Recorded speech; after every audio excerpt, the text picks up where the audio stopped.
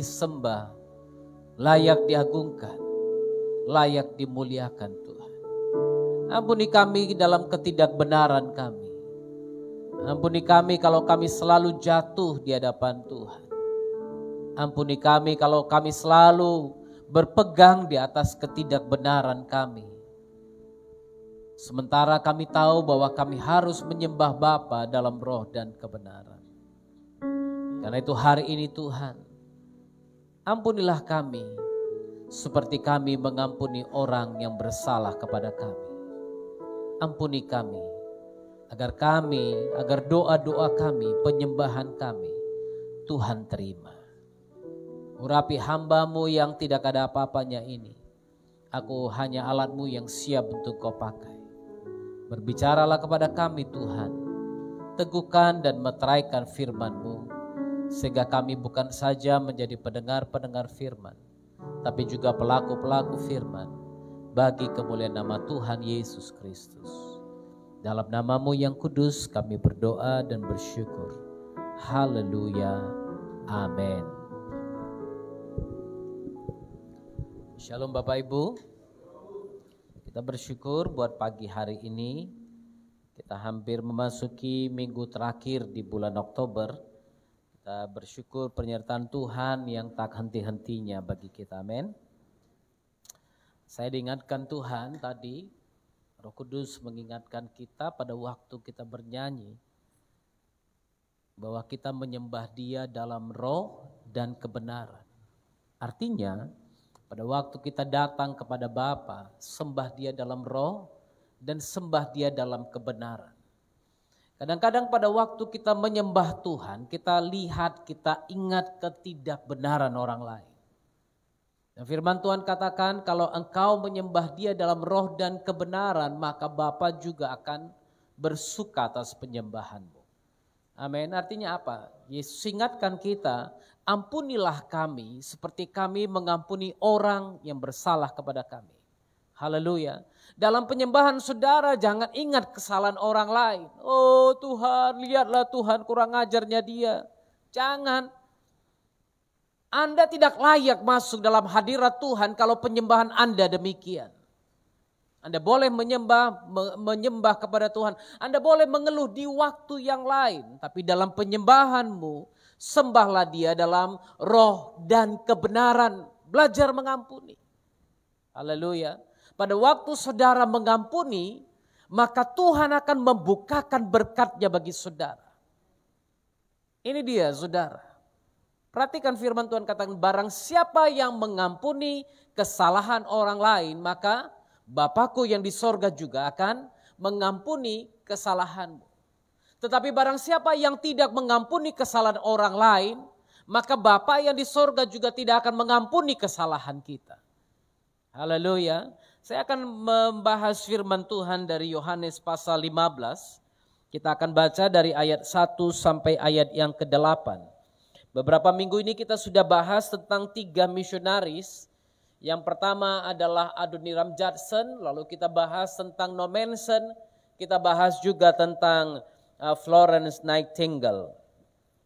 Nah sekarang saya mau coba membawa saudara ke dalam satu pernyataan Yesus. Kita udah melihat bagaimana pengorbanan mereka.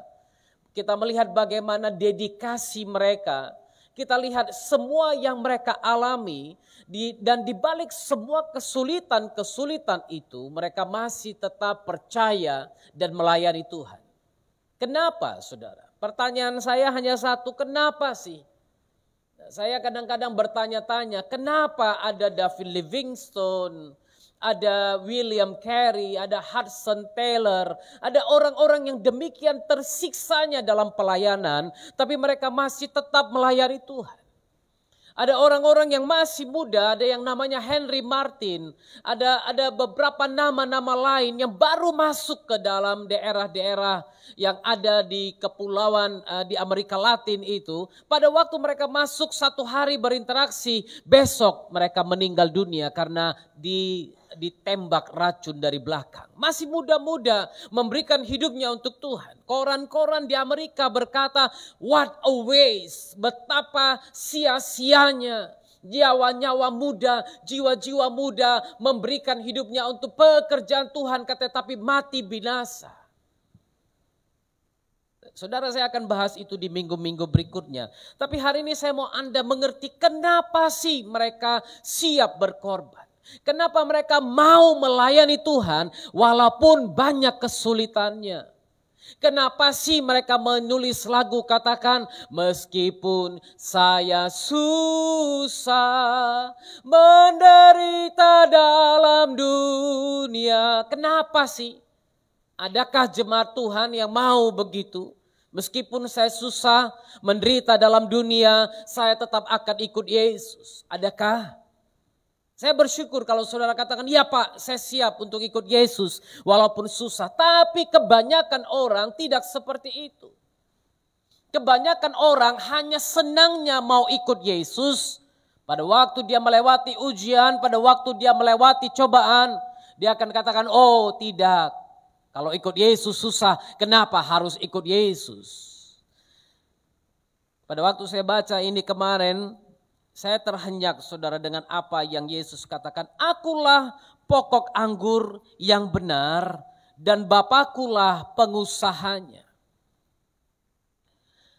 Kalau Yesus katakan akulah pokok anggur yang benar, berarti ada pokok anggur yang palsu. Kalau saudara baca di warta, saya tuliskan itu tadi kemarin. Akulah pokok anggur yang benar. Kenapa Yesus berkata demikian? Karena ternyata ada pokok anggur yang palsu, yang tidak benar. Anda bisa lihat ada tumbuhan-tumbuhan yang sifatnya menjalar seperti pokok anggur juga. Tapi pada kenyataannya dia bukan pokok anggur. Dalam 2 Raja-Raja pasal yang keempat, 2 Raja-Raja pasal yang keempat, ayat 38 sampai 41, di situ ada satu kisah tentang Elisa dan para nabi. Kita akan baca. 2 Raja-Raja pasal 4 ayat 38. Elisa kembali ke Gilgal pada waktu ada kelaparan di negeri itu. Dan ketika pada suatu kali rombongan nabi duduk di depannya, berkatalah ia kepada bujangnya, taruhlah kuali yang paling besar di atas api dan masaklah sesuatu makanan bagi rombongan nabi itu. Lalu keluarlah seorang dari mereka ke ladang untuk mengumpulkan sayur-sayuran. Ia menemui pohon sulur-suluran liar dan memetik daripadanya labu liar. Serangkul penuh dalam jubahnya. Sesudah ia pulang, teruslah ia mengiris-irisnya ke dalam kuali masakan tadi sebab mereka tidak mengenalnya. Kemudian dicedoklah dari masakan tadi bagi orang-orang itu untuk dimakan.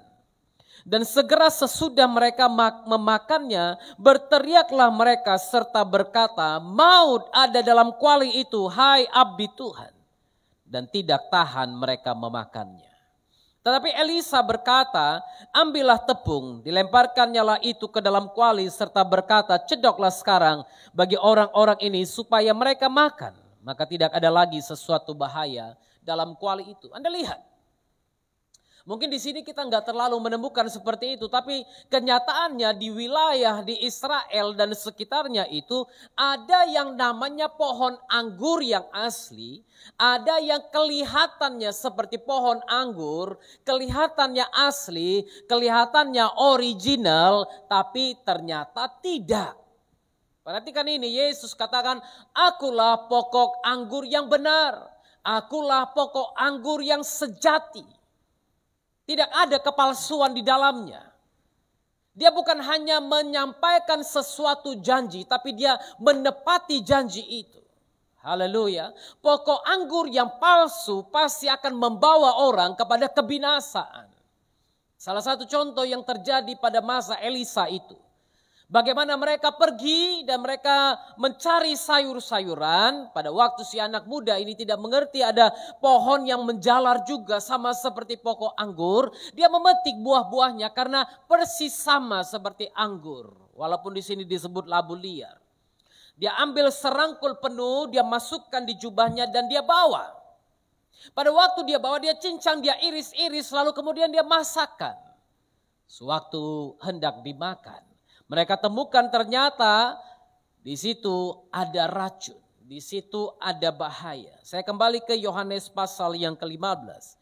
Yesus katakan, akulah pokok anggur yang benar. Ada pokok anggur lain yang merupakan benalu, saudara. Kelihatannya benar, tapi dia bukan pokok anggur. Dia benalu. Artinya apa? Dia cari makan dari pohon induknya.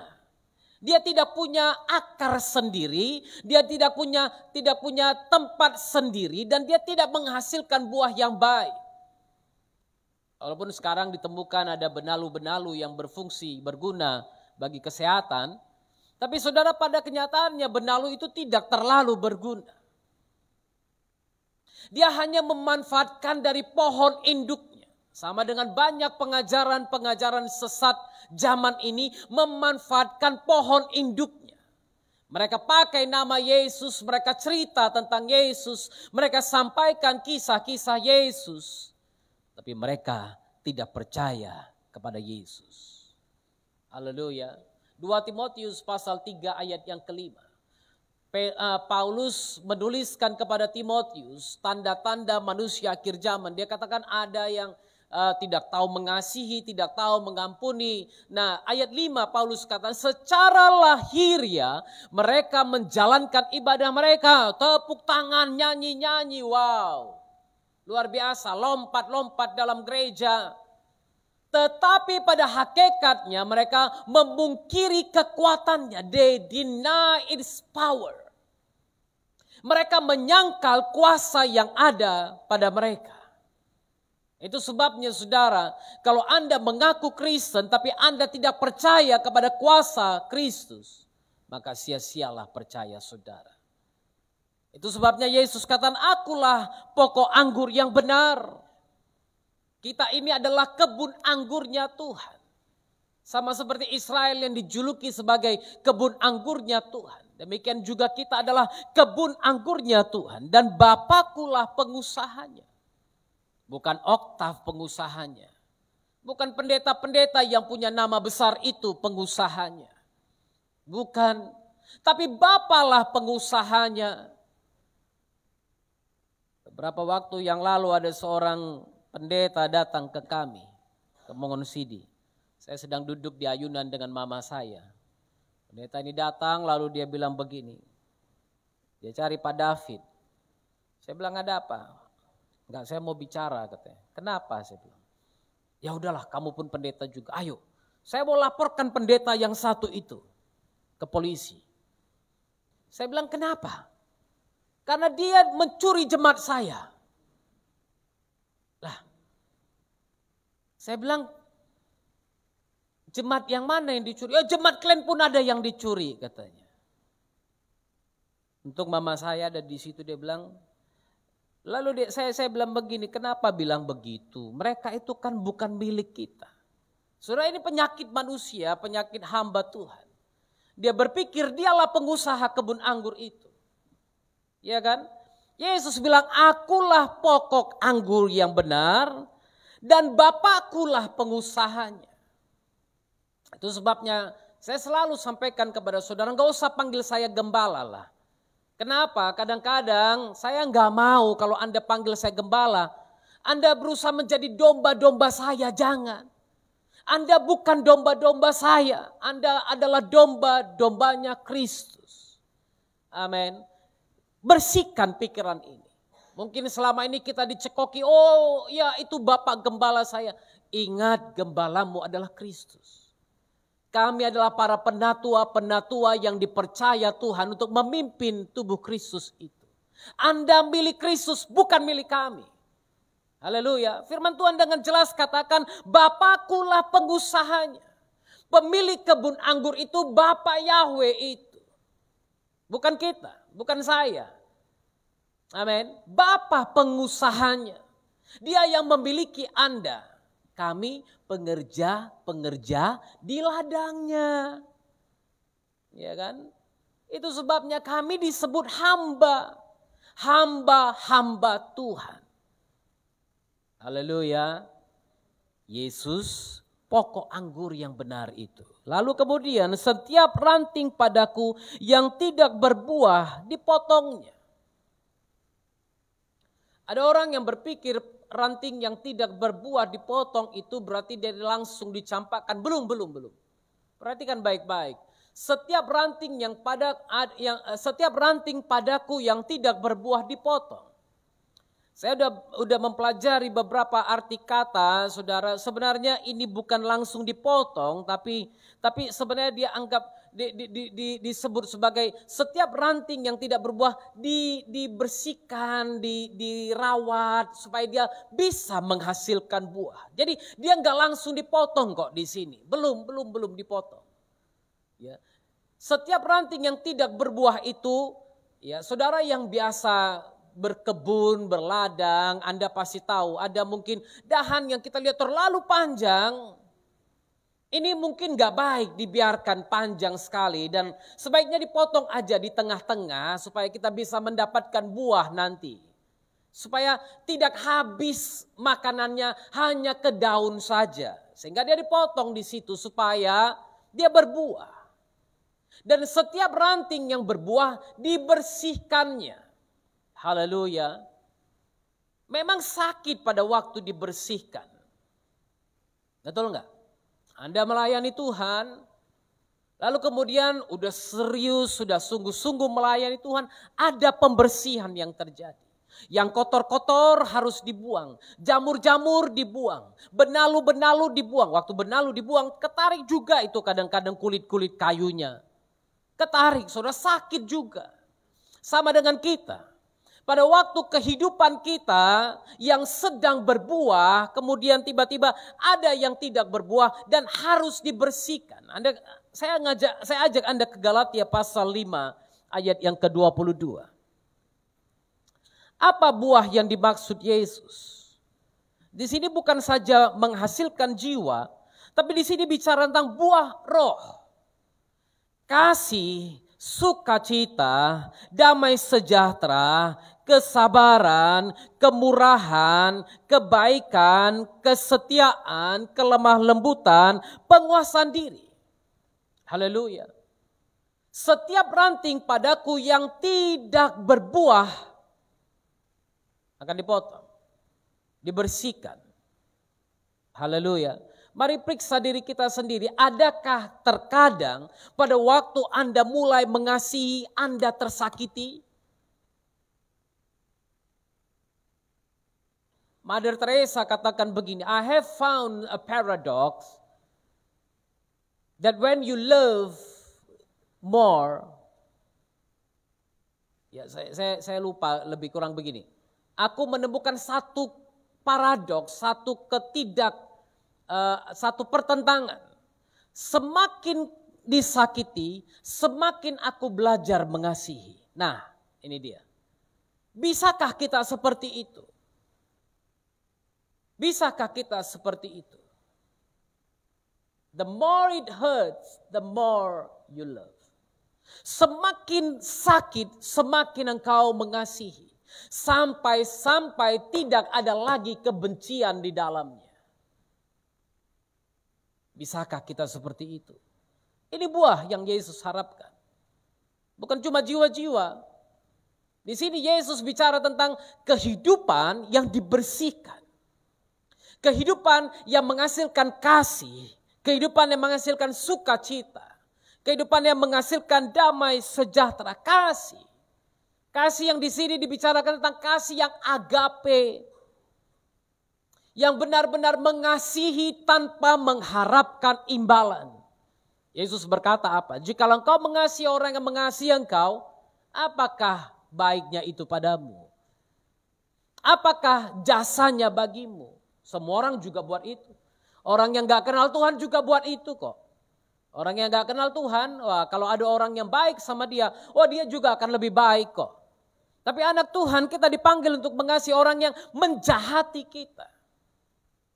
Orang yang membenci kita. Orang yang memperlakukan kita dengan tidak adil. Orang yang memperlakukan kita dengan buruk. Orang yang memperlakukan kita dengan semena-mena. Tuhan katakan kasihilah sesamamu manusia. Bahkan Yesus katakan kasihilah musuhmu.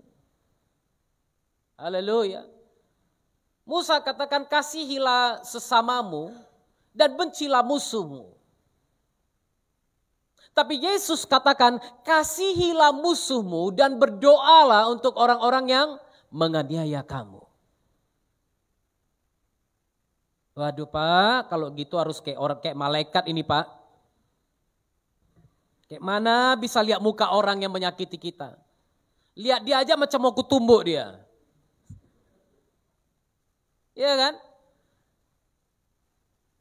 Haleluya. Memang yang Yesus ajarkan memang mustahil rasanya dilakukan. Mustahil. Itu sebabnya saya selalu katakan kerajaan ini berbeda. Ya kan? Kerajaan yang Yesus tawarkan, yang Yesus gambarkan itu berbeda. Mana sih ada kerajaan di Matius pasal 5 kalau Anda lihat. Di mana ada kerajaan yang berkata berbahagialah orang yang miskin di hadapan Tuhan karena mereka yang empunya kerajaan surga. Adakah raja yang senang dengan orang yang miskin? Tapi kerajaan ini berbeda. Kerajaan ini berbicara tentang berbahagialah orang yang miskin di hadapan Tuhan. Karena mereka pemilik kerajaan surga. Kerajaan ini berkata berbahagialah orang yang berduka cita. Di mana ada hukumnya orang berduka cita bisa berbahagia. Tapi kerajaan ini memang berbeda. Kerajaan ini berkata berbahagialah orang yang lemah lembut karena mereka akan memiliki bumi. Di mana sih ada hukumnya gitu? Makin lemah lembut kita makin dikerjain orang kita sekarang. Iya kan? Cobalah Anda datang. Iya kan? Anda datang kepada seseorang. Misalnya aja dia mau jual sesuatu lalu Anda datang kepada dia. Apa kabar? Dia bilang, Mak bisa dikerjain kawan nih bah. Lihat, iya manusia begitu kok. Fakta loh ini, fakta. Saya jumpa banyak orang-orang Kristen juga yang seperti itu kok. Kita lemah lembut, kita baik, dia pikir apa? Oh ini bisa dimanfaatkan. Ini bisa dikuras ini. Macam bersihkan kolam kita, dianggapnya kolam ikan kita nih. Bisa dikuras ini katanya. Berbahagialah orang yang lapar dan haus akan kebenaran karena mereka akan dipuaskan. Di kerajaan mana orang yang lapar dan haus bisa dipuaskan? Paling-paling dikasih sembako untuk 1 minggu. 3 minggu lagi urusan mulai itu. Yang penting 1 minggu itu dia foto-foto udah bagi sembako ya. Ya kan? Tapi firman Tuhan katakan kerajaan ini berkata berbahagialah orang yang lapar dan haus akan kebenaran. Karena mereka akan dipuaskan. Anda boleh baca semua yang lain. Itu sebabnya saya katakan kerajaan yang Yesus katakan adalah kerajaan yang berbeda. Kerajaan di mana orang-orangnya, penduduknya harus mempunyai kasih ini. Harus mempunyai sukacita. Sukacita bukan karena hari ini engkau mendapatkan sesuatu dan engkau bersukacita. Bukan.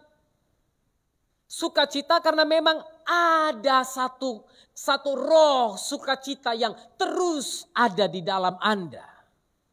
Sehingga pada waktu engkau mengalami kesusahan pun sukacitamu tidak terganggu. Haleluya. Sukacitamu tidak terganggu karena engkau susah dan tidak punya uang hari ini.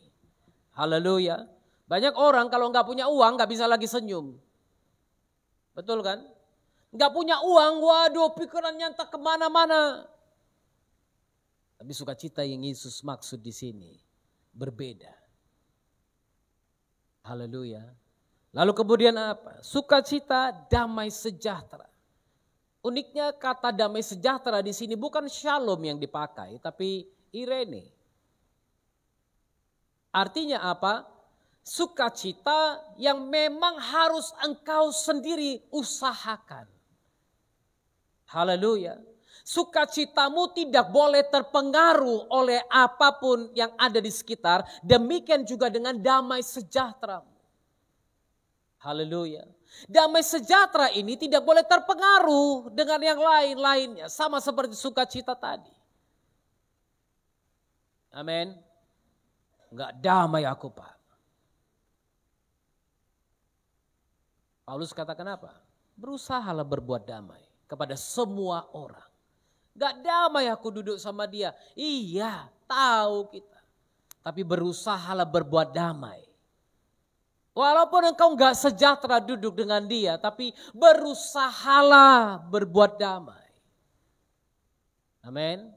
Dan percayalah, Anda ambil langkah pertama, Tuhan berikan langkah selanjutnya. Makanya Yesus katakan apa? Damai yang padaku tak diberikan dunia. Ingat lagu lama itu?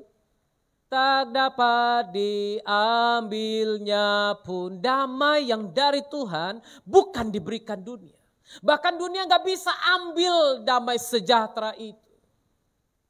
Haleluya. Haleluya. Kalau damai pemikiran manusia, Irene itu damainya berkata bagaimana? Kalau negara aman-aman saja aku merasa damai. Kalau uang ada aku rasa damai. Kalau semuanya ada aku rasa damai. Tapi damai yang harus engkau kerjakan adalah damai yang datang dari Bapa itu. Amin. Bisa saja situasimu membuat engkau tidak damai. Tapi bekerjalah agar damai sejahtera itu tidak hilang. Kesabaran, waduh, kesabaran. Saya kalau nggak salah kata yang dipakai makrotemia atau apa, makro. Memang tingkat tinggi saudara. Kalau mikro kan kecil-kecil gitu kan. Tapi ini makro memang dipakai berbicara tentang sesuatu yang harus engkau lewati. Harus engkau lewati. Aduh gak sabar lagi aku lihat dia ini. Iya kan? Kadang-kadang lihat anak-anak gak sabar lagi aku lihat dia ini. Lihat orang lain doang gak sabar lagi aku. Memang ini sesuatu yang harus engkau coba. Lebih dari kekuatanmu. Melampaui kemampuanmu. Melampaui semua yang lain. Gak sanggup lagi, iya. But try, usahakan. Inilah buah roh. Kalau Anda sama saja dengan orang lain, ya gak ada bedanya dong kita dengan orang yang gak kenal Tuhan. Ya kan, dikit-dikit main tangan, dikit-dikit main pukul, main tembak, main pisau, main tikam. Ya kan? Apa bedanya kita dengan orang lain? Haleluya. Belajar bersabar. Belajar bersabar. Kemurahan. Buah roh adalah kemurahan. Kalau Anda tidak berbuah, Anda dipotong. Artinya apa? Mau gak mau engkau harus punya buah roh ini. Ingat, ini bukan buah roh, tapi ini buah roh, satu paket, satu buah. Jadi di dalam buah itu ada kasih, sukacita, damai sejahtera, kesabaran, kemurahan, kebaikan, kesetiaan, kelemah lembutan, penguasaan diri. Haleluya. Dalam satu paket itu. Itu sebabnya Anda boleh lihat nanti yang lain, kemurahan, kebaikan, kesetiaan. Kesetiaan di sini kata yang dipakai itu sama dengan iman, pistis. Di mana engkau percaya, engkau menjadi setia karena itu. Tidak gampang diombang-ambingkan. Haleluya. Kenapa suami percaya kepada istri? Kenapa kita bisa setia? Karena kita percaya kepada dia. Ya kan? Kenapa istri setia kepada suami? Karena dia percaya kepada suaminya. Itu sebabnya anak Tuhan harus punya karakter ini. Haleluya. Kalau suami nggak bisa dipercaya, gimana Pak? Tetaplah setia. Amin. Tetap setia. Oh, kalau suami nggak bisa dipercaya, berarti aku nggak perlu setia kan Pak? Enggak. Karena buah roh bilang apa? Engkau harus setia. Kalau istri nggak bisa dipercaya gimana Pak? Berarti aku boleh dong berubah setia? Nah aja. Gak bisa. Karena buah roh salah satunya adalah kesetiaan. Amin. Bapak-bapak. Oh ibu-ibu. Amin. Setialah sampai hati. Ya, sampai mati itu lihat, dengar tuh. Kalian yang bilang bukan aku. Aku tadi hampir bilang sampai akhir gitu kan. Kalian yang bilang sampai mati loh. Amin. Setia sampai mati. Kalau mau setia berarti engkau harus percaya. Demikian juga kesetiaan kepada Yesus. Kalau engkau tidak percaya, engkau tidak bisa setia. Haleluya. Kesetiaan, kelemah lembutan. Waduh Pak, kalau lemah lembut kali habis kita diajar orang ini Pak. Habis kita dikerjain orang. Ya biarin aja. Saya belajar kok begitu. Ya kan, orang tipu kita. Orang tipu saya laporkan ke polisi. Tapi kalau kemudian saya harus diminta kasih uang supaya jalan, supaya ini, supaya itu, saya bilang enggak. Tugas saya sebagai warga negara yang baik, saya melaporkan kejahatan. Tapi untuk selanjutnya, urusan yang berwajib, urusan yang berwenang untuk menindak dia. Kalau saya kasih uang untuk hantam dia, untuk pukul dia, berarti saya salah. Ya kan?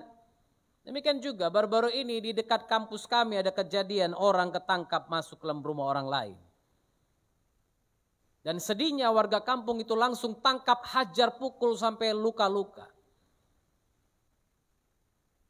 Kalau Anda adalah anak Tuhan, Anda harus punya roh kelemah lembutan. Oh Pak pencuri itu Pak, diam, itu bukan urusanmu.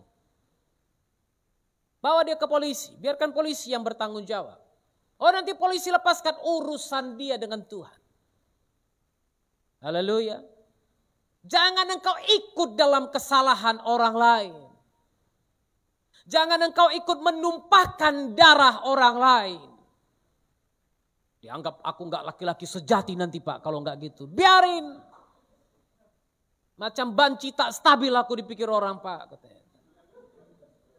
Biarin. No problem. Emang laki-laki harus pukul-pukulan terus? Zaman dulu iya rebut tanah, pukul-pukulan. Zaman Amerika baru mau merdeka, rebut tanah, pakai senjata, siapa masuk tembak. Zaman cowboy namanya. Ngerti artinya cowboy? Laki-laki lembu. Ini cowboy. Dia seorang yang merawat lembu, menjaga lembu. Makanya namanya cowboy. Anda bangga pakai topi cowboy. Supaya nampak macho pakai topi cowboy. Apa cowboy itu? Cowboy itu cowboy.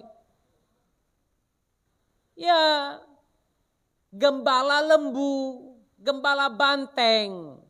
Jangan bangga dong kalau pakai topi cowboy biar nampak maconya Pak. Bukan, cowboy itu gembala lembu. Kalau Anda pakai topi itu aku tahu berarti Anda gembala lembu.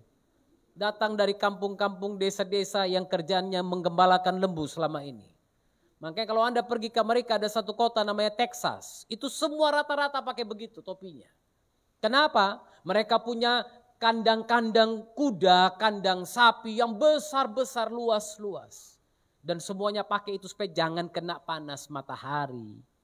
Di sini enggak foto pakai topi koboi, jalan-jalan pakai topi. Aduh inilah kadang-kadang rusaknya kita karena pengaruh-pengaruh kecanggihan dunia itu kan. Haleluya. Kelemah lembutan dan penguasaan diri. Menguasai diri itu tidak gampang. Tapi firman Tuhan katakan orang yang menguasai diri lebih dari pahlawan. Haleluya. Kalau Anda bisa menguasai diri, Anda lebih dari pahlawan. Haleluya. Superhero pun gak masuk di sini. Kenapa? Superhero dia bisa buat hebat-hebat, tapi kadang-kadang dia tidak bisa jaga diri. Artinya apa? Sebagai anak Tuhan, Anda harus bisa menguasai diri. Memang kadang-kadang terpancing, kadang-kadang tergoda. Tapi bagaimana menguasai dirimu? Haleluya. Haleluya. Kuasai diri. Jangan cepat terpancing, jangan cepat jatuh dalam dosa. Kuasai diri, pagar itu dibangun, tembok itu dibangun. Supaya Anda tidak melewati batas. Itu namanya penguasaan diri. Haleluya. Ini yang Yesus katakan. Setiap ranting padaku yang tidak berbuah dipotongnya. Dan setiap ranting yang berbuah dibersihkan supaya ia lebih banyak berbuah. Haleluya. Coba lihat Matius 3 ayat 10 sebentar.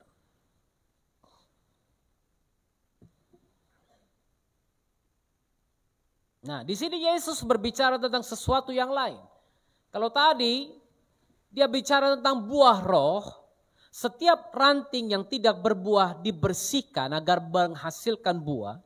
Tapi di sini kemudian supaya ia lebih banyak berbuah, berbicara tentang apa? Ayat yang ke-10, kapak sudah tersedia pada akar pohon dan setiap pohon yang tidak menghasilkan buah yang baik pasti ditebang dan dibuang ke dalam api. Ini bicara tentang apa? Pohon yang menghasilkan buah. Haleluya. Kalau Anda jalan-jalan ke hutan, mungkin Anda akan bingung melihat kenapa sih di hutan ini ada pohon mangga di mana-mana. Saya pernah cerita kepada saudara, di kampus saya dulu di Afrika Selatan, saya itu sering jalan ke hutan-hutan kampus. Dan saya lihat kok banyak sekali pohon mangga. Lalu saya bertanya kepada kepala sekolah, Pak kepala sekolah, saya bilang, kok banyak kali pohon mangga, apa kamu tanam semuanya ini? Dia bilang, enggak, saya ada tanam beberapa pohon yang bagus-bagus, tapi pohon-pohon yang lain itu tumbuh sendiri. Nah, bagaimana pohon-pohon itu tumbuh sendiri? Ini dia, setiap pohon yang baik akan menghasilkan buah yang baik. Buah yang baik dari pohon mangga bukanlah buah mangga. Tapi pohon mangga lainnya. Karena apa? Buah mangga itu akan jatuh dari pohon. Kemudian dia membusuk dan mati. Setelah itu dia menghasilkan pohon mangga lainnya. Haleluya. Demikian juga buah dari setiap orang Kristen yang benar adalah orang Kristen lainnya. Buah dari sebuah persekutuan yang benar adalah persekutuan lainnya. Buah dari sebuah gereja yang benar adalah gereja lainnya. Haleluya. Itu sebabnya saya percaya sekali. Orang Kristen harus menghasilkan orang Kristen lainnya. Satu persekutuan Kristen harus menghasilkan persekutuan Kristen lainnya. Saya senang ini di gereja-gereja Protestan. Saya sering sekali melayani di GBKP. Dan di GBKP saudara, Anda perhatikanlah. Mereka ada yang namanya PJJ. Ya. Di PJJ itu mereka akan lihat. Kalau satu PJJ sudah mulai besar, mereka akan membentuk jemaat sendiri dari PJJ ini. Lalu kemudian kalau jemaat ini mulai membesar, mereka dari jemaat ini mereka punya PJJ lagi. Seperti komsel-komsel begitu. Komsel ini membesar, semakin banyak orang, mereka akan bangun gereja lainnya. Perhatikan, jarang ada GBKP punya jemaat kursi gereja gedung dengan kursi 10.000. Yang paling senang orang Pentakosta kayak gitu-gitu, orang karismatik. Kenapa? Dia suka ngumpulin orang rame-rame. Karena makin banyak, makin rame ngumpul lebih enak rasanya gitu kan. Apalagi yang di depan-depan ini lebih semangat kalau lihat 10.000 orang. Saya pernah tahu ada pendeta yang kami undang, lalu kemudian satu hari dia lihat yang datang cuma beberapa orang, dia langsung pulang. Dia bilang kelas seperti saya cuma layani 50 orang katanya. Saya enggak mau. Dia langsung pulang. Haleluya. Ini yang Yesus katakan, biarlah buahmu itu tetap. Selain dirimu dibersihkan agar engkau memiliki buah roh, engkau juga harus menghasilkan buah yang lebih banyak lagi. Lebih banyak lagi. Itu yang dilakukan para misionaris. Kita belajar 3 kehidupan misionaris. Anda bisa lihat setiap misionaris menghasilkan buah yang baik. Haleluya. Nomensen pada waktu dia meninggal dunia, kita ingat kemarin, apakah 80.000 atau 800.000 jemaat yang sudah ada dari nol, dari tidak ada. Apakah buah yang akan kita bawa di hadapan Tuhan kalau kita dipanggil pulang nanti? Tanyakan diri saudara. Haleluya. Anda bawa Grab, Anda bawa apa? Maxim. Anda bawa apa lagi? Gokar. Anda bekerja di mana? Sambil bawa apa yang Anda ceritakan dengan orang-orang itu. Apakah engkau ceritakan Kristus? Engkau tunjukkan kasih Kristus? Engkau tunjukkan ciri-ciri anak Kristus? Atau engkau justru berbaur dengan orang-orang itu? Ya supaya kita kan bisa dapat bintang 5 Pak. Gitu kan. Sorry ya. Jangan cuma kejar bintang 5. Haleluya. Bintang 5 kan pasti dapat kalau Anda sambil jalan, sambil bertanya. Gimana Pak keadaan? Sehat? Oh kurang sehat, stres aku Pak begini Pak. Masukkan firman Tuhan di situ. Kemarin saya berjumpa dengan satu orang yang belum kenal Tuhan. Sambil cerita-cerita saya sambil tunggu budi. Pada waktu saya bicara dengan dia, saya tanya anak berapa? 1 Pak, 2 kali keguguran istri saya. Oh saya bilang gini, kemungkinan besar pada waktu keguguran kedua istrimu masih trauma dengan kejadian yang lalu. Berdoa saya bilang. Berdoa. Pada waktu kau tahu istrimu mulai ada tanda-tanda kehamilan, kalian berdua berdoa. Pegangan tangan, buat istrimu tenang. Karena damai itu paling dibutuhkan. Saya sampaikan kepada dia beberapa hal dan dia bilang kepada saya, baik Pak, saya akan lakukan itu nanti. Haleluya. Sampaikan Yesus. Enggak perlu bilang, oh berdoa dalam nama Tuhan Yesus. Dia tahu kok saya pendeta. Haleluya. Dia tahu kok kalau Anda orang Kristen. Pasti. Karena orang Kristen kelihatan dari buahnya. Amin. Kelihatan dari buahnya. Kalau Anda belum kelihatan buahnya, berarti pertanyakan dirimu apakah engkau Kristen atau yang lain. Haleluya. Itu sebabnya Yesus bilang kamu memang sudah bersih. Kamu yang menerima firman itu kami sudah bersih. Kamu bersih oleh firman itu. Kamu dikuduskan oleh firman itu. Karena logos itu. Karena perkataan-perkataan yang kusampaikan kepadamu maka engkau menjadi bersih. Bagaimana kita bisa menjadi bersih? Bagaimana kita bisa hidup kudus dengan hidup sesuai dengan firman Tuhan. Daud pernah bertanya dalam Mazmurnya, bagaimana seorang muda menjaga kelakuannya bersih dengan hidup sesuai dengan kebenaran firman Tuhan. Haleluya. Anda tidak akan pernah bisa bersih kalau Anda tidak hidup dalam Tuhan. Anda tidak akan pernah bersih kalau Anda tidak hidup dalam firman Tuhan ini. Itu sebabnya Yesus katakan, kamu memang sudah bersih karena firman yang telah kukatakan kepadamu. Haleluya. Kalau tidak bersih, kamu tidak mungkin bisa dinikmati. Demikian juga dengan buah anggur. Pada waktu orang Israel masuk ke Kanaan, Tuhan berkata kepada Musa, Musa 3 tahun tidak boleh disentuh. Buah itu tidak boleh disentuh selama 3 tahun. Tapi tahun yang keempat, memasuki tahun yang keempat kau boleh sentuh. Mereka boleh sentuh. Karena apa? 3 tahun itu mereka harus menguduskan dulu. Tanahnya dikuduskan, semuanya dikuduskan. Haleluya. Murid-murid ini berjalan dengan Yesus selama 3 tahun. Cerita ini adalah penggalan-penggalan yang disampaikan pada waktu Yesus mau disalib. Jadi cerita ini terjadi adalah di akhir-akhir dari perjalanan Yesus dengan mereka. Yesus sudah hendak menuju kepada penyaliban dan di situ Yesus mulai menyampaikan, kamu memang sudah bersih. Sebentar lagi kalian akan bisa dinikmati. Saudara lihat Imamat pasal yang ke-19. Imamat pasal yang ke-19. Di situ ada ayat yang ke-23 sampai 24. Apabila kamu sudah masuk ke negeri itu dan menanam bermacam-macam pohon buah-buahan, janganlah kamu memetik buahnya selama 3 tahun dan jangan memakannya. Tetapi pada tahun yang keempat haruslah segala buahnya menjadi persembahan kudus sebagai puji-pujian bagi Yahweh. Haleluya. Perhatikan ini bagaimana Yesus katakan, 3 tahun ini kamu memang belum layak dikonsumsi. Kamu memang belum bisa dinikmati. Tapi setelah ini, haleluya, pada tahun yang keempat, kamu sudah memasuki tahun yang keempat dalam perjalananmu denganku, haruslah segala buahnya menjadi persembahan kudus di hadapan Tuhan.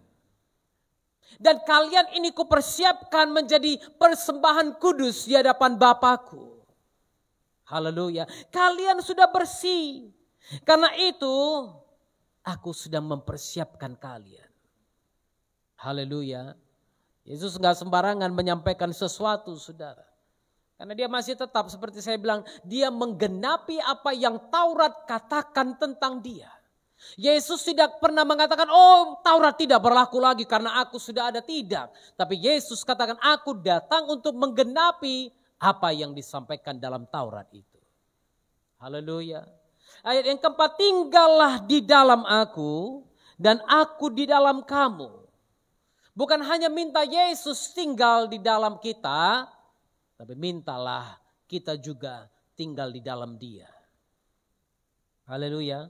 Sama seperti ranting tidak dapat berbuah dari dirinya sendiri kalau ia tidak tinggal pada pokok anggur. Bisakah Anda campakkan sebuah ranting dan kemudian besok tumbuh dia, berbuah dia, pernah gitu? Pernah enggak? Pohon ranting mangga Anda potong, lebat, itu daunnya lebat, hijau cantiknya minta ampun. Lemparkanlah dia. Tiba-tiba besok keluar buah satu-satu mangga keluar dari ranting itu. Pernah? Kalau ada begitu berarti Anda tukang sunglap. Iya kan? Kalau ada ranting yang bisa berbuah jauh dari pohonnya, berarti Anda tukang sunglap, magician, ahli sihir. Iya kan? Itu sebabnya Yesus bilang, tinggallah di dalam aku dan aku di dalam kamu. Sama seperti ranting tidak dapat berbuah dari dirinya sendiri kalau ia tidak tinggal pada pokok anggur. Yesus pokok dan kitalah carangnya, tinggallah di dalamnya. Yesus pokok dan kitalah carangnya, tinggallah di dalamnya. Ya kan? Kalau Anda tidak tinggal dalam Dia, Anda tidak akan berbuah. Jangan cuma ajarkan anak-anak kita nyanyi lagu itu. Ingat sekali-sekali nyanyi lagu sekolah minggu. Yo bapak-bapak, setuju? Ingat, nyanyi sama anak-anak saudara biar Anda pun teringat. Nyanyi sama cucu-cucu bapak biar Anda pun teringat. Pastilah kau akan berbuah. Haleluya, pasti berbuah.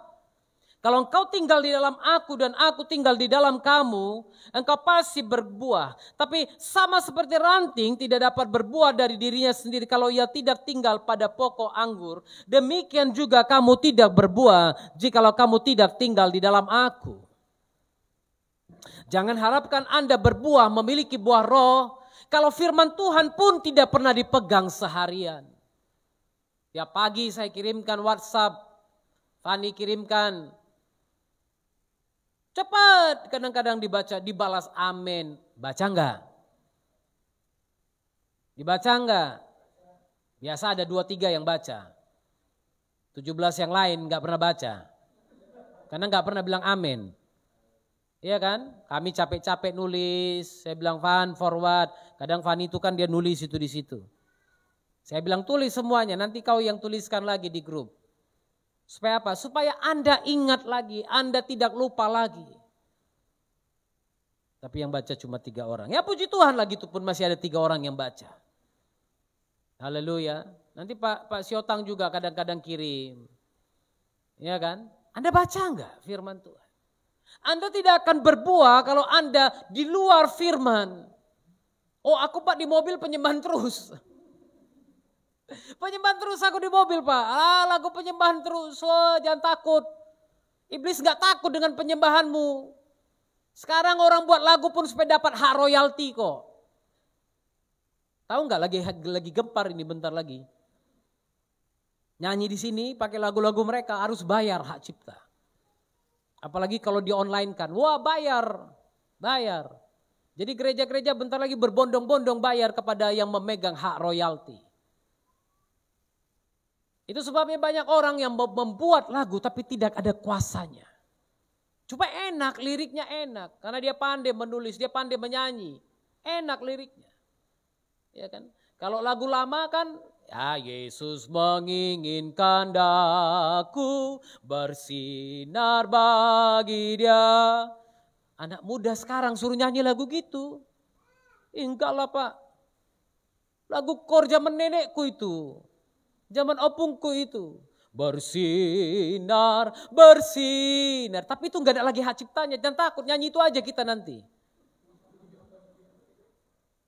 Ini gereja-gereja udah sepakat nih, kita balik ke kidung jemaat aja.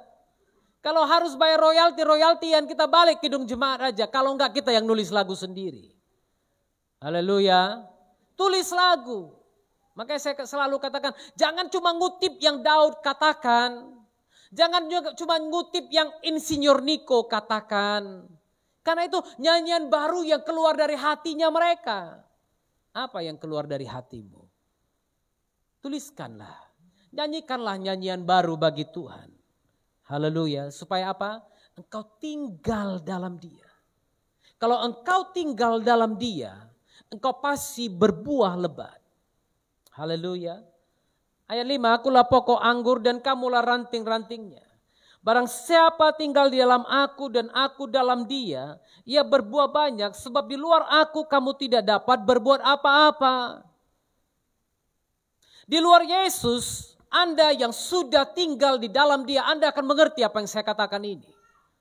Kecuali saudara biasa hidup tinggal di luar Yesus. Tapi kalau Anda adalah orang yang biasa tinggal di dalam Yesus, pada waktu Anda tidak bersekutu dengan Dia, Anda akan merasakan kehampaan itu. Anda akan rasakan kekosongan itu. Anda akan rasakan sesuatu yang lepas, yang hilang dari diri Anda. Kenapa? Engkau tidak dapat berbuat apa-apa di luar Yesus. Haleluya. Karena itu tinggal di dalam Yesus. Barang siapa tidak tinggal di dalam aku, ia dibuang keluar seperti ranting dan menjadi kering. Kemudian dikumpulkan orang dan dicampakkan ke dalam api lalu dibakar. Haleluya. Gampang aja kok. Seperti yang tadi saya bilang, potonglah sebuah ranting dan campakkan. Dapatkah dia berbuah? Ternyata tidak.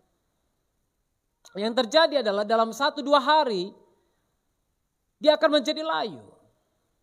Dalam 1-2 hari dia akan menjadi kering. Itu sebabnya Yesus katakan kalau dia sudah menjadi kering, dia tidak ada baiknya, tidak ada gunanya selain dijadikan kayu api.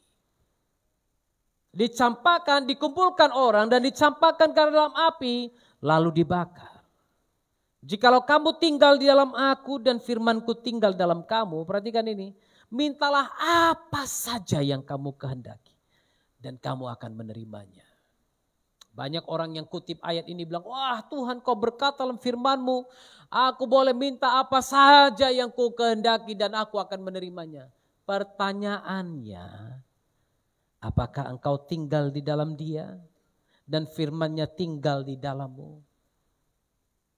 Jangan kutip bagian B-nya kalau bagian A-nya belum kau lakukan. Itu sebabnya ada orang Kristen bertahun-tahun menjadi Kristen, hidup tidak berubah. Hidup susah dan makin susah. Karena apa? Dia tidak tinggal di dalam Kristus. Dan firman Kristus tidak ada di dalam dia. Engkau tidak berhak minta apa saja dan berusaha menerimanya. Tidak. Maafkan saya kalau saya katakan ini. Kalau engkau tidak tinggal di dalam Kristus dan firman Kristus tidak ada dalam kamu, engkau tidak punya hak untuk meminta, apalagi untuk mengharapkan Tuhan mengabulkannya bagimu. Tidak punya hak. Kalau engkau tidak bersekutu bersama dengan Dia, kalau engkau tidak berbuah, engkau tidak punya hak meminta apa saja lalu berharap engkau menerimanya. Tidak punya hak. Apa hak saudara? Anak bukan, saudara bukan, sepupu enggak. Mau minta. Iya kan? Mintalah Tuhan.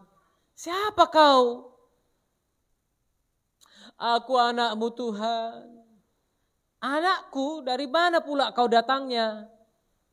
Iya, selama ini kan aku ke gereja, aku jemaatnya Pak Octavianus loh Tuhan.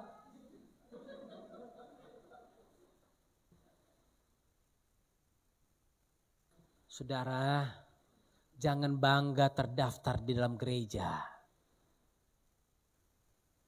Anda yang bertahun-tahun di sini, pernahkah saya meminta Anda mendaftarkan diri?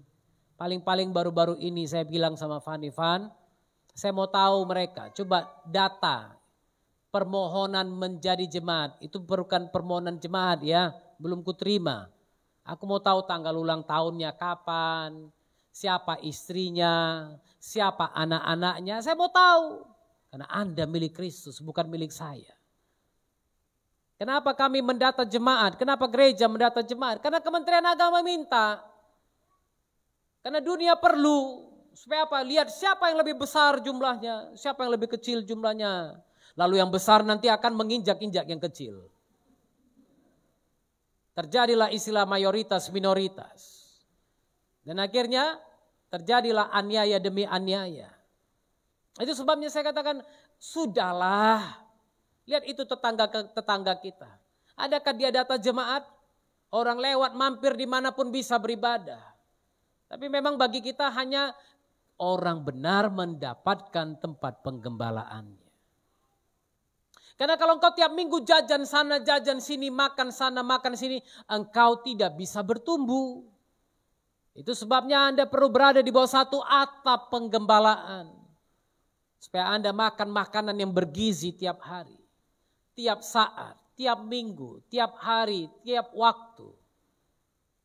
Hanya dengan itu Anda bisa bersinar, bersinar. Itulah kehendak Yesus. Bersinar, bersinar. Aku bersinar terus. Haleluya, bersinar. Haleluya. Sinar itu memancarkan, apa yang disebut sinar? Lampu ini mempunyai sinar. Haleluya. Sinar itu dari mana? Dari lampu. Lampunya adalah Kristus, Anda adalah pancarannya. Saya pernah khotbah tentang the glow baru-baru ini. Kemuliaannya, jangan berpikir engkau mataharinya. Jangan berpikir engkau cahayanya. Engkau hanya pancaran dari cahaya itu. Haleluya. Itu sebabnya apa yang dilakukan sinar itu.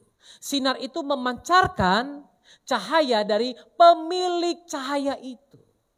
Saya hanya bisa memancarkan Kristus. Haleluya. Aku sinarkan dia. Aku perdengarkan namanya.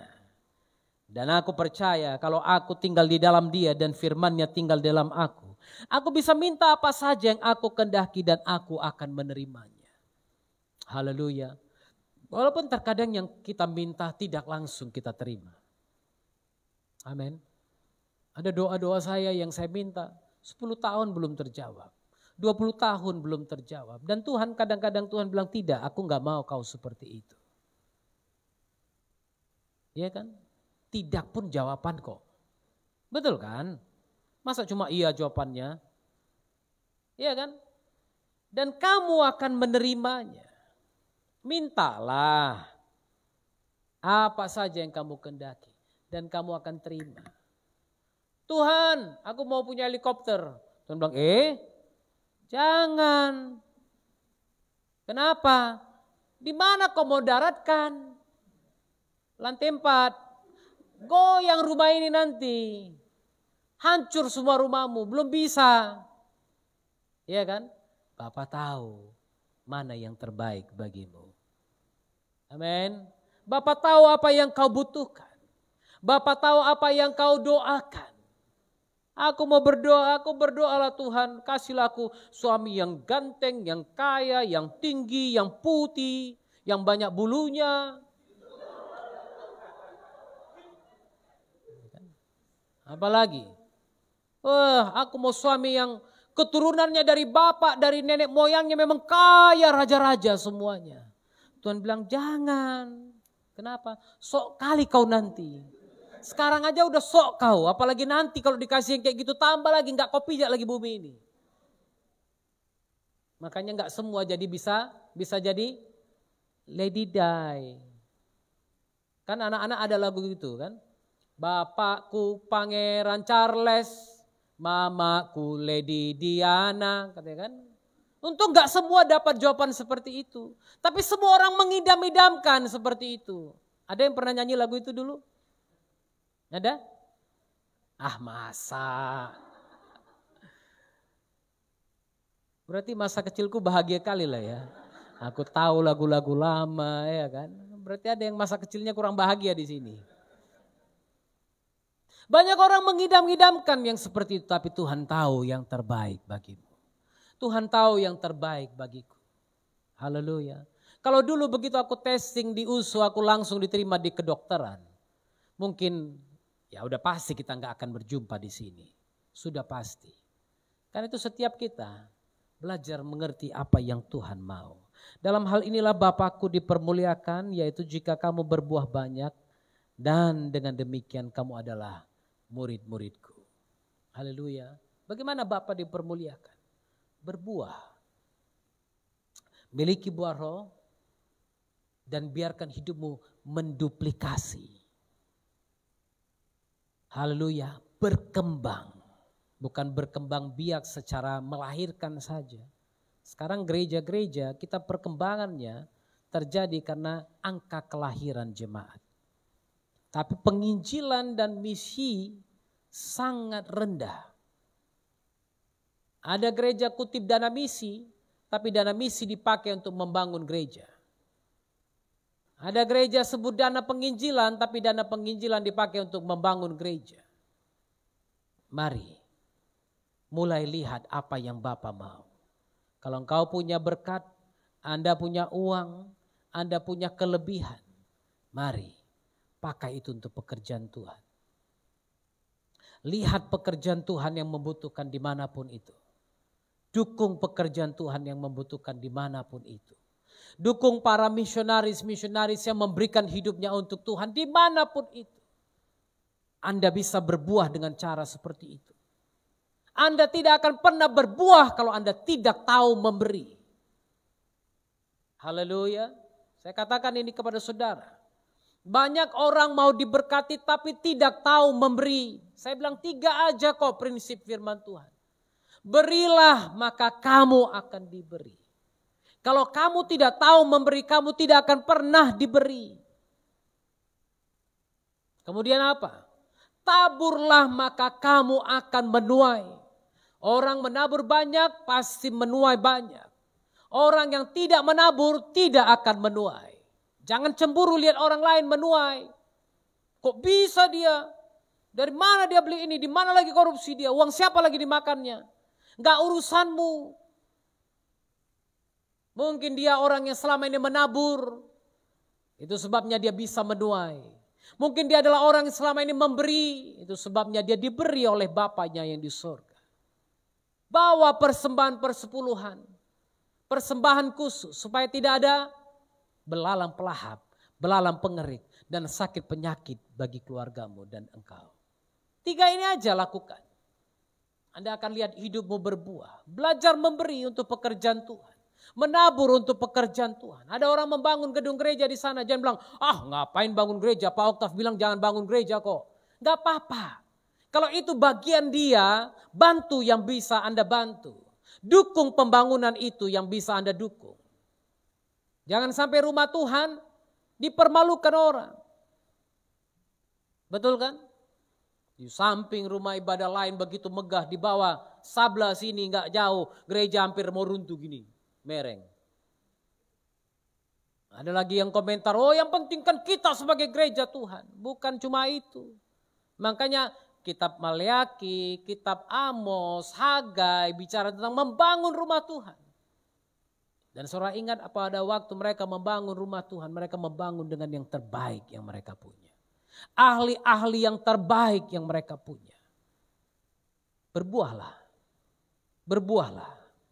Melekat pada ranting itu supaya engkau tahu apa yang dia mau. Jangan cuma nyerap makanan doang. Itu benalu tadi saya bilang. Benalu kerjanya lengket di pohon induk dan dia ambil semua sari-sarinya sehingga pohon itu enggak berbuah. Itu sebabnya dalam kerajaan itu setiap ranting yang tidak berbuah pasti dipotong, dibersihkan, dicampakkan ke dalam api kalau dia tidak berguna. Karena itu biarkan hidupmu berguna Bapak Ibu. Biarkan keluargamu berguna. Biarkan anak-anakmu berguna. Sama seperti para misionaris yang saya sampaikan beberapa minggu ini. Demikian juga keluarga Anda, hidup Anda akan menghasilkan bagi kerajaan Kristus. Haleluya, kita bersatu dalam doa. Hidup ini adalah kesempatan. Hidup ini untuk melayani Tuhan. Jangan sia-siakan waktu yang Tuhan beri. Hidup ini hanya sementara. Hidup ini adalah kesempatan. Pergunakan waktu ini. Shandaraba-raba-yaralabash. Jangan sia-siakan yang Tuhan beri bagimu. Kalau engkau diberikan karunia, talenta, berkat Tuhan, pakai untuk kemuliaan Tuhan. Kalau engkau tidak berbuah, engkau akan ditebang dan dicampakkan ke dalam api. Haleluya. Oh Tuhan, pakailah hidupku selagi aku masih kuat. Bila saatnya nanti ku tak berdaya lagi. Hidup ini sudah jadi berkat. Katakan kepada Tuhan, oh Tuhan, pakailah hidupku selagi aku masih kuat. Jangan tunggu engkau tidak punya kekuatan apa-apa lagi. Selagi engkau masih muda, berikan hidup untuk Tuhan. Biarkan hidupmu berbuah dan menghasilkan buah yang tetap. Hidup ini sudah jadi berkat. Hidup ini sementara, saudaraku. Engkau cari uang dari pagi sampai malam, itu sementara. Karena seberapa banyak pun uang yang kau kumpulkan, kau tidak akan pernah puas dengan uang itu. Kau tidak akan pernah puas, tidak akan pernah cukup. Karena uang akan terus meminta. Orang yang hidupnya dituntun oleh uang, satu hari akan binasa karena uang itu. Tapi biarkan hidupmu dituntun oleh firman Tuhan, oleh roh Tuhan. Sehingga hidupmu berguna bagi kerajaan surga. Hidupmu berguna bagi pekerjaan Tuhan. Pakai waktumu, pakai hidupmu, pakai masa mudamu, masa tuamu. Pakai semua yang diberikan Tuhan, talenta, karunia yang kau punya. Pakai itu selagi Tuhan beri kesempatan kepada kita. Shandarabarabalabashika. Shandarabarabalabaya. Katakan, Tuhan pakai aku. Oh Tuhan, pakailah hidupku supaya engkau berbuah dan menghasilkan buah. Aku masih kuat. Bila saatnya nanti ku tak berdaya lagi, hidup ini sudah jadi berkat. Jikalau engkau tinggal di dalam aku dan firmanku di dalammu, mintalah apa saja yang kamu kehendaki, maka kamu akan menerimanya. Kuncinya hanya satu, tinggal di dalam Dia dan biarkan firman-Nya tinggal di dalam engkau. Maka engkau akan menerima apapun yang kau minta darinya, jikalau itu sesuai dengan kehendaknya. Oh Tuhan,